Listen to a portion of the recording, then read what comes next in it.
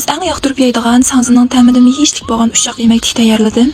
Filmni oxirigacha ko'rib yetda o'z qo'linglar bilan tayyorlab yiqinglar gulxinimlar.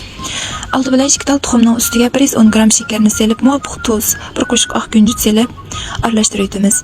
Anda 250 gram unni selib, xamirni changroq yo'g'iramiz.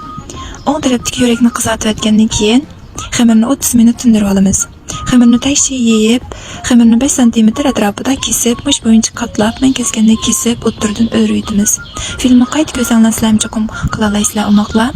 Mening ishlatganim tuvan besim, tuvan temperaturada aslidagi ozuqlik qiymati saqlab qolingan, ozuqlik qiymati yuqori, barakatli ham quvvatli, sig'ishli.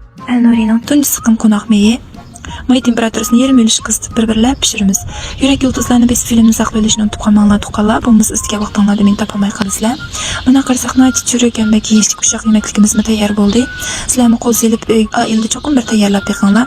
Meni xush bo'lishni unutib qolmanglar. Sizlarga foydali pishiriq taomlar yana bor.